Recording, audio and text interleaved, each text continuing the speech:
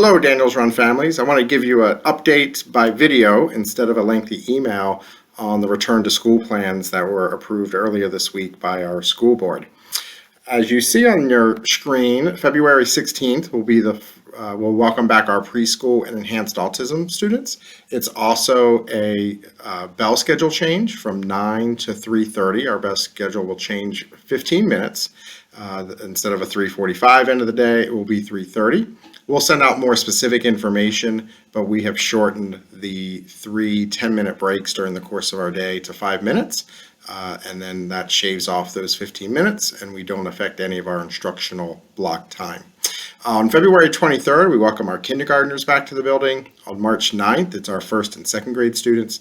And on March 16th, it will be our third through sixth grade students who are welcomed back to the building. We're excited to welcome our staff and students back as soon as possible. Thursday and Friday, prior to the return dates for grades 1 through 6, those classes will have asynchronous days in order for teachers to prepare for in-person instruction. The next thing I want to let you know, we will be sending a letter this week, a return to school letter, to grades 1 through 6. We've already done this for preschool and for kindergarten. This will outline the specific days for the asynchronous teacher prep days for your particular grade level. We're also going to notify you of the date at which point we will notify you of any class changes that may need to occur. Also, each grade level will have at least one class meeting prior to the in-person return in order for all students to get acclimated with any new classmates and classes. And so we'll send that information out this week for you. We'll also send additional information as we finalize details for meetings with families who are returning.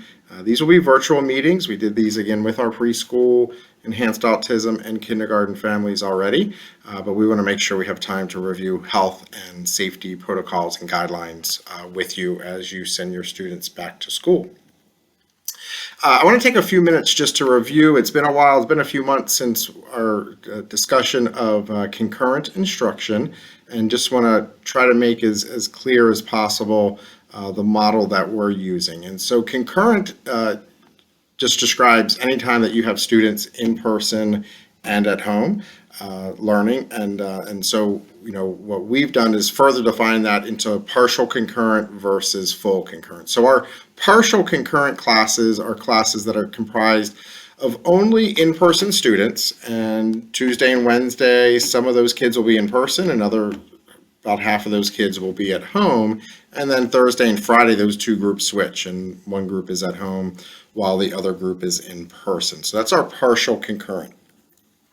Our fully concurrent model, which we will use in one grade level, excuse me, and you will hear other schools using it, involves 3 groups of kids. You've got your Group A kids who come to school on Tuesday and Wednesday, and then they're at home online, the group that comes in person Thursday and Friday, and then that third group, which is they are all virtual all 4 days.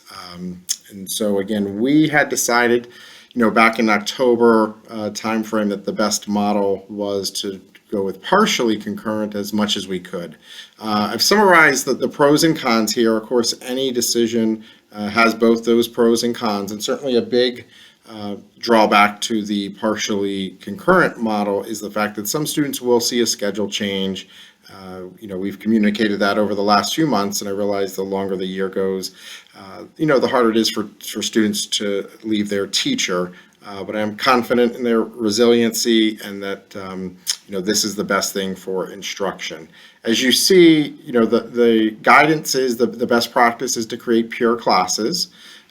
Also, we've reduced our use of classroom monitors. We only need to use 2, possibly 3, and they'll be in some specialized settings with special ed students, some special ed students in some of our electives coverage. You see that if we needed to a fully concurrent model, we would need to increase that number of classroom monitors, and it would affect the general classrooms as well. And we don't think that is a good instructional model. Again, facilities, we're able to move our ESOL and special ed students and teachers when they do have groups into larger rooms with windows and better overall ventilation as opposed to some of our smaller rooms that traditionally they're in. And again, we're able to limit the leave of absences that have been taken by our staff. And so we're able to keep our staff together and deliver instruction both in person and virtually. So again, kindergarten through fifth grade will go with that partial concurrent model where we've created, fully in-person sections and then fully virtual sections. Sixth grade creates a little bit of a special situation. We only have 3 teachers in sixth grade. Right now we have 41 in-person students and 40 virtual. So we would need at least one of those 3 teachers to be full concurrent. We cannot give one teacher a class of 40 or a class of 41. And so we have decided to have sixth grade go with the full concurrent model as a team. We also feel sixth grade students are better able to handle some of the independent work that will be required in this model. And so sixth grade will be fully concurrent.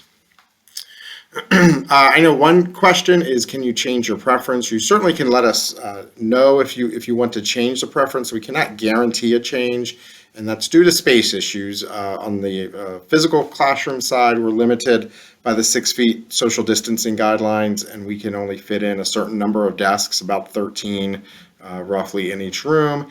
And in our virtual setting, we're also limited by Fairfax County and VDOE class caps. And so some grade levels, we are up against the class cap and we're not able to go beyond that. Please make sure if you have a request to change a preference that you email both myself and our assistant principal, Lauren Hine, so that we're on the same page as we coordinate all this. Finally, I welcome more questions and hopefully answers for you. We'll have a PTA meeting next Tuesday, February 9th at 7 p.m. Please visit the PTA website for the meeting link, and I'll be available to answer more questions. Of course, you can always reach out by phone or email me if you have questions, and we'll get back to you as soon as we can. I hope to see, we have Picture Day coming up. I hope to see some of you here at school, and I hope all of our dragons are doing well. Bye-bye.